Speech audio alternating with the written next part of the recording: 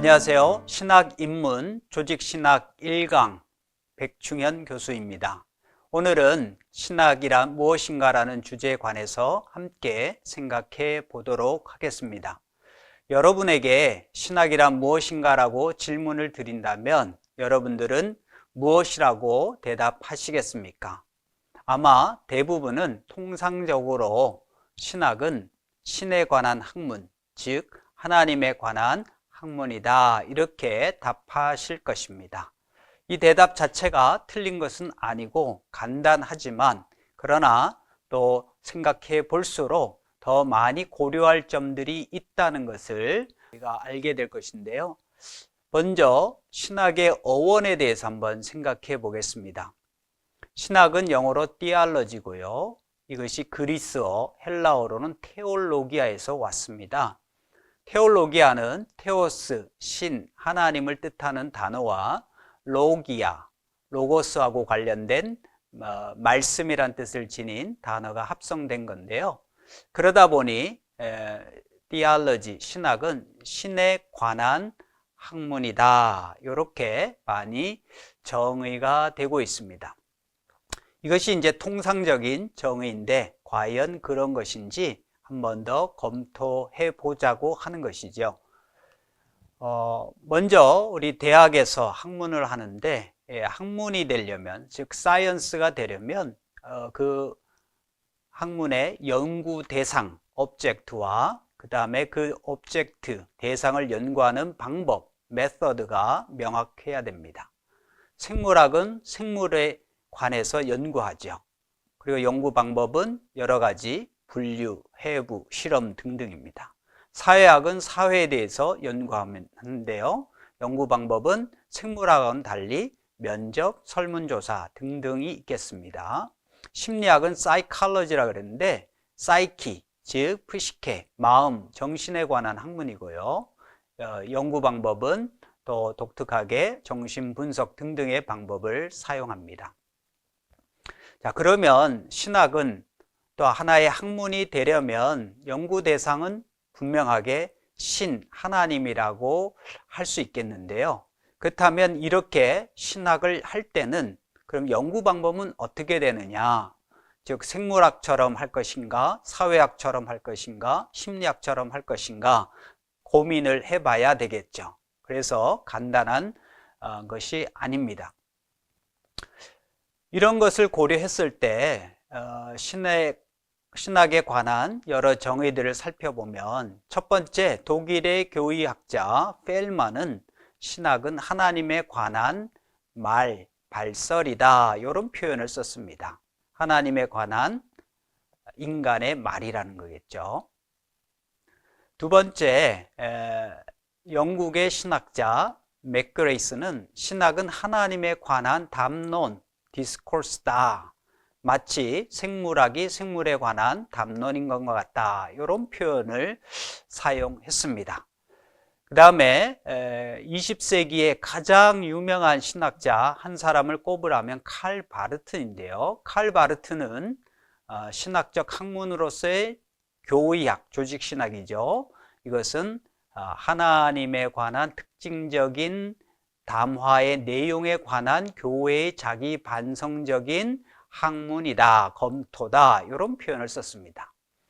이러한 정의들이 틀린 것은 아니지만 과연 더 적합한 것인가 라는 생각을 해볼 때 세 가지 점을 생각해 볼 수 있습니다. 첫 번째는 신학의 대상이 하나님이라고 한다면 그러면 신학의 주체는 인간인가라고 하는 거죠. 신에 관한 인간의 말, 신에 관한 인간의 담론, 발설, 인간이 하는 것이냐, 이 점을 생각을 해봐야 됩니다. 두 번째는 신학의 대상이 하나님이라고 하더라도 과연 그 연구 방법이 생물학을 하듯이 사회학을 하듯이 동일할 수 있는가?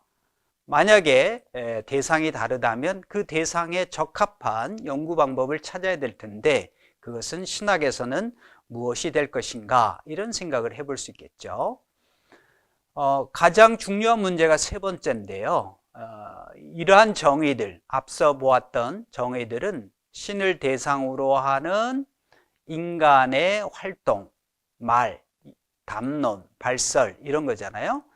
이런 정의 안에는 주체와 객체의 이분법이 전제되어 있다는 겁니다. 누가 하냐? 주체, 인간이. 무엇을 대상으로? 객체, 신을 대상으로.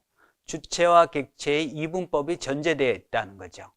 근데 이게 왜 문제이냐 하면 오늘날 학문에서 많이 다루어지는 모더니즘, 근대성에 대한 비판을 해가면서 가장 중요한 특징으로 삼은 것이 뭐냐면 근대성의 가장 중요한 특징이 바로 주객도식이라는 거죠. 인간이 나를 자아로 여기고 다른 모든 것을 타자로 대상화하는 것. 그래서 다른 사람을, 나 말고 다른 사람을 비인격화시키고요. 인간 외에 다른 대상, 자연을 파괴하고 개발, 착취하고 이런 것 때문에 많은 문제들이 생겨났고 오늘날 그 문제들 속에 살아가고 있다. 이렇게 이제 보고 있거든요. 그렇다면 이제 신학을 정의할 때 주객도식의 이분법이 전제되어 있다면, 깔려 있다면 그러면 우리가 신학을 다르게 정의해야 되지 않는가 하는 생각을 하지 않을 수가 없습니다. 이런 생각을 발전시키기 위해서 여러 가지 참고하다 보니까 첫 번째는 16세기 종교개혁자 장 깔뱅은요, 하나님의 본성은 불가해하다라고 그의 책 기독교 강요에서 썼습니다. 영어로 본다면 God's nature is incomprehensible 에서 불가해하다는 말에 incomprehensible이라는 단어를 썼는데요.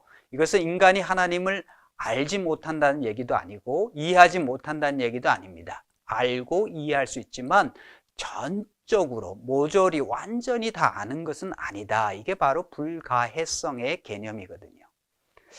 그렇다면 우리가 인간이 신을 대상으로 연구한다 했을 때 이런 점을 생각한다면 하나님은 불가해하신 분인데 과연 그런 전제, 정의가 과연 타당한 것인가 우리가 생각해 보지 않을 수 없습니다.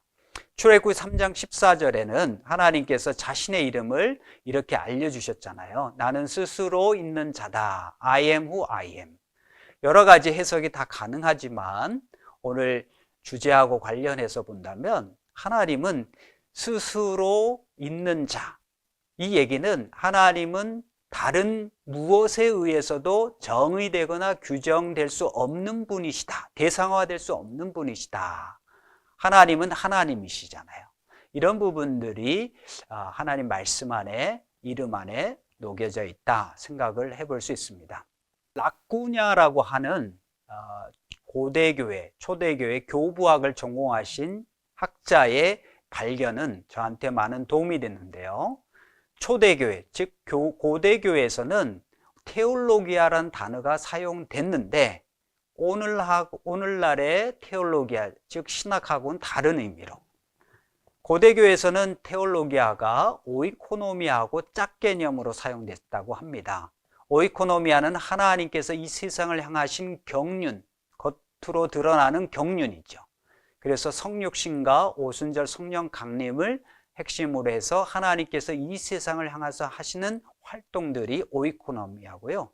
테올로기아는 그 경륜으로 드러나지 않은 하나님의 신비 그 자체, 이것이 바로 테올로기아, 신학의 의미였다는 겁니다. 즉 디알러지, 테올로기아의 의미가 오늘날과는 달리 고대교회에서는 하나님의 신비 자체를 가리키는 표현이었다.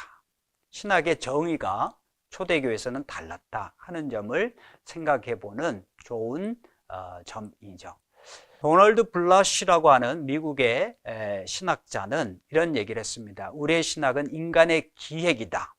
인간의 기획이라는 걸 인정한다. 그렇지만 그것은 끊임없이 개정되고 개혁될 필요가 있다. 이런 얘기를 했습니다. 인간이 한다 하더라도 이것이 완벽한 것이 아니기 때문에 끊임없이 변화되어야 한다 하는 점을 강조한 거죠. 이런 표현은 우리 개혁교회, 우리가 장로교회인데요. 또한 개혁교회라고 합니다. 개혁교회의 교회론의 중요한 모토를 바탕으로 하고 있습니다. 개혁된 교회는 항상 개혁되어야 한다. 이것이 우리 개혁교회의 교회론의 중요한 모토인데요. 이 원리가 신학에도 적용이 되기 때문에 인간이 한다 하더라도 그것이 완전한 것은 아니기 때문에 늘 변화될 필요가 있다는 점을 인정하자고 하는 거죠. 다니엘 밀리오리 프린스턴 신학의 조직신학 교수였고 지금은 은퇴했습니다마는 이분은 신학은 신앙인데 이해를 추구하는 신앙이다. 물론 이해를 추구해 가는 것은 인간일 수는 있겠지만 이 표현에 따르면 신앙, 페이스죠. 이 페이스라고 하는 것 자체가 또 하나님 주신 선물이라고 생각했을 때는 이런 표현, 이런 신학의 정의는 단순히 신학은 인간이 하는 거다. 이런 걸로는 한정할 수 없는 다른 깊은 의미가 담겨져 있는 것 같습니다. 자, 그렇다면 신학의 정의에 대해서 몇 가지 점으로 저희가 생각해 봤을 텐데요. 단순히 또는 통상적으로 신에 관한 학문이다, 신에 관한 인간의 연구다라고 하기보다는 이 말 그대로 문자적으로 신학이라는 말은 하나님께서 테오스, 로고스 또는 로기아 우리에게 말씀하신다. 이렇게 정의를 내리면 어떨까요? 신학은 무엇입니까? 인간이 하는 겁니다가 아니라 인간이 하겠지만 더 근원적으로는 하나님께서 우리에게 말씀하시는 것이 신학이다. 이렇게 이해하면서 신학을 시작하고 계속 연구한다면 또 다른 깊은 신학의 의미가 드러나지 않을까 생각이 듭니다. 성경에도 보면 하나님께서 말씀하시되, 예수께서 말씀하시되, 가라사대, 영어로는 God said, 특히 라틴어로 본다면 데우스 딕시트인데요. 데우스는 하나님, 딕시트는 말씀하신다. 데우스 딕시트의 신학이죠. 신학은 하나님이 우리에게 오셔서 말씀하시는 것을 근본적으로 바탕으로 하고 있습니다. 또한 이 말씀은 성경에 따르면 로고스고, 로고스는 또 예수 그리스도이시죠. 요한복음 1장 1절에. 이렇게 본다면 신학의 초점은 인간이 아니라 하나님이고, 더 나아가서 말씀하신 하나님이 누구냐는 거죠. 성부 하나님께서 성령 안에서 우리의 마음을 여시고 또한 성자 하나님이신 예수 그리스도를 통해서 우리에게 말씀하시죠. 이런 점에서 당연히 신학을 공부하게 되면 하나님이 삼위일체 하나님이다 라고 하는 점을 발견하게 되고 또 만나게 되는데요. 이 점은 여러분들이 신학을 공부하면서 계속 탐구해 갈 수 있기를 바랍니다. 자, 제가 오늘 말씀드린 부분은 신학은 공부는 저희가 하는 거죠. 인간이 하는 겁니다. 우리가 게을러서는 안 되겠죠. 열심히 해야 됩니다. 그렇지만 이런 신학을 해 나가면서 더 근본적인 부분은 하나님께서 우리에게 말씀하시는 것을 바탕으로 우리가 신학을 해 나간다. 이 점을 강조하기 위해서 신학의 정의에 대해서 생각해 보았는데요.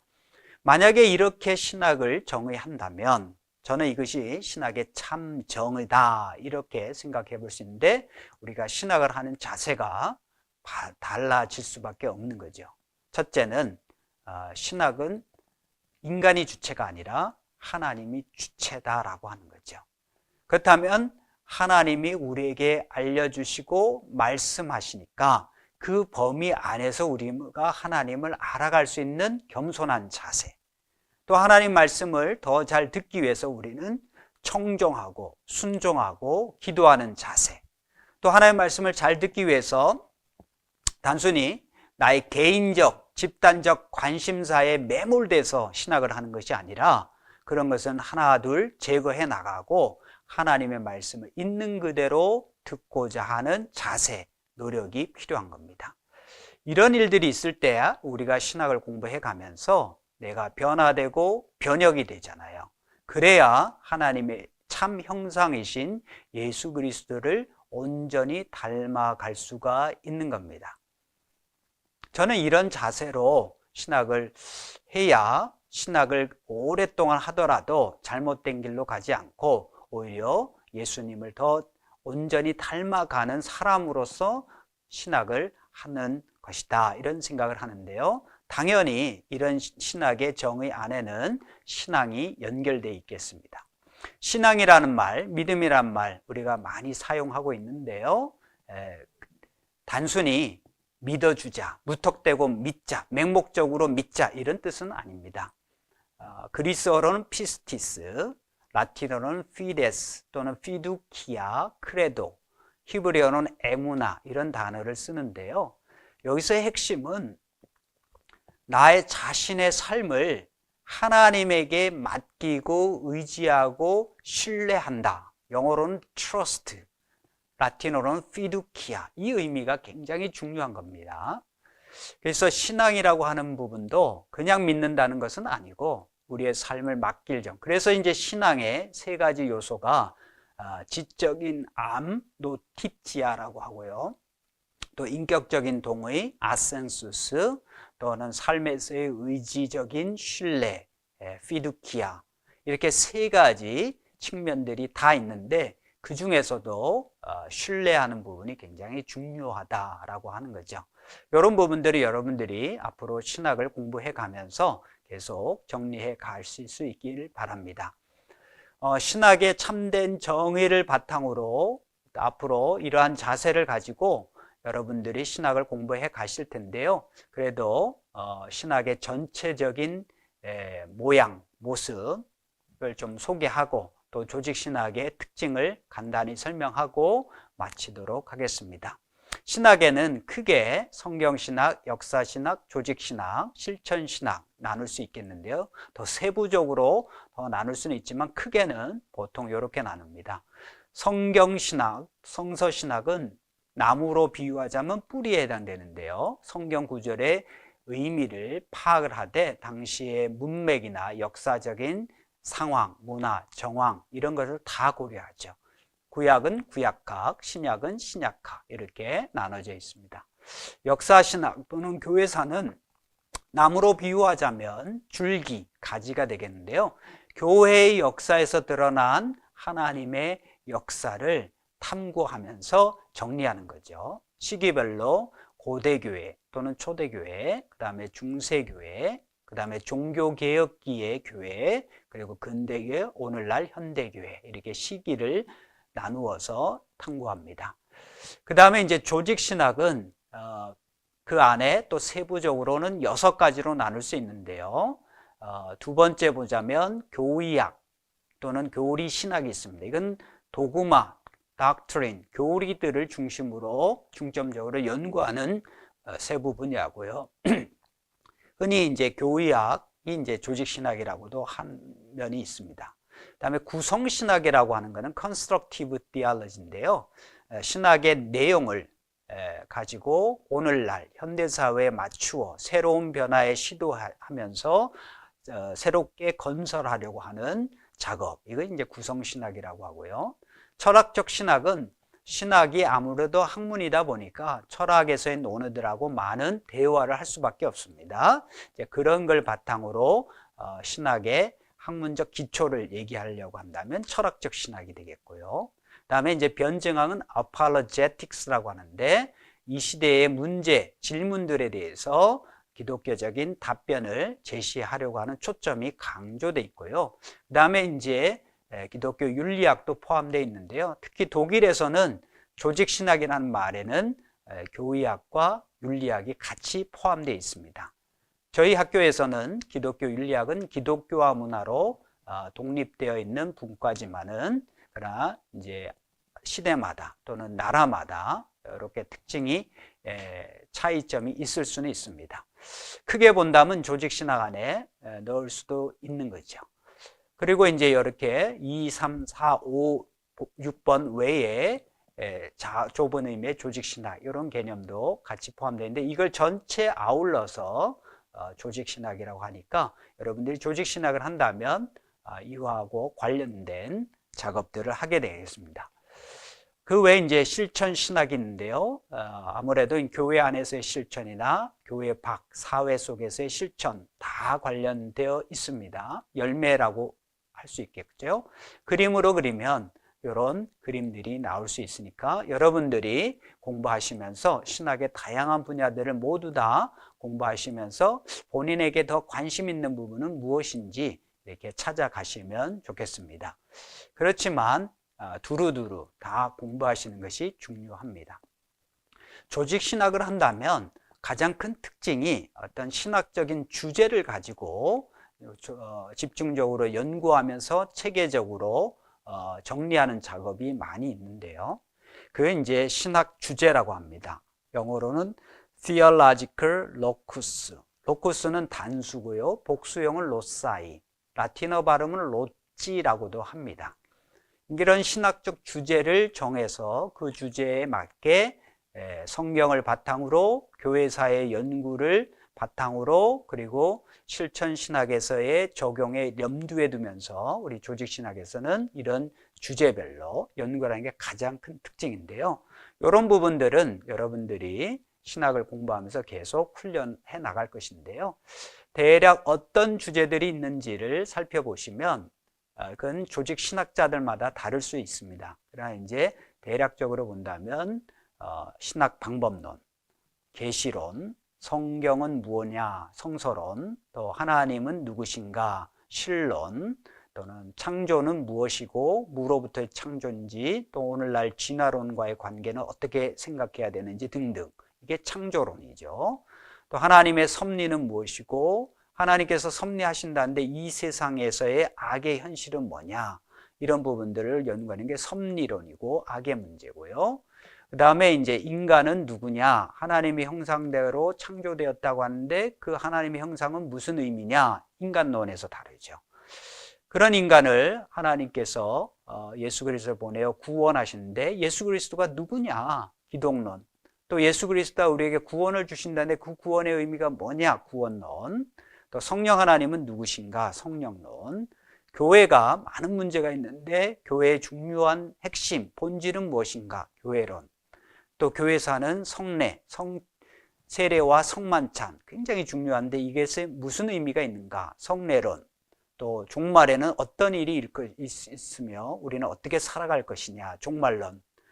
저는 이제 12가지 정도로 소개해 드렸지만 조직 신학자에 따라서 어떤 분은 5개, 어떤 분은 6개, 또 어떤 분은 10개, 어떤 분은 14개 뭐 등등 본인이 관심을 가지고 연구하고 싶은 주제를 정해서 거기에 론자를 넣으면 됩니다.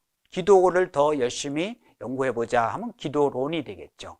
이런 식으로 론자, 로커스만 넣으면 되는데요. 어쨌든 이런 주제들을 중심으로 해서 세부적으로 깊이 연구하면서 체계화시켜 나가지만 그 체계는 완전 무결한 게 아니고 늘 변화되고 변혁되어야 된다, 이런 생각을 가지고 겸손하게 할 수밖에 없습니다. 자, 이렇게 제가 신학이란 무엇인가에 대해서 간단하게 말씀을 드렸는데요. 여러분들이 이제 본격적으로 신학을 공부해 가실 텐데 시작하는 시점에서 또 중간에서 앞으로 계속 하시는 작업 가운데, 연구 가운데 신학이란 무엇인가 늘 생각하시면서 하나님께 더 가까이 다가가는 여러분 모두가 되시기를 간절히 바랍니다. 감사합니다.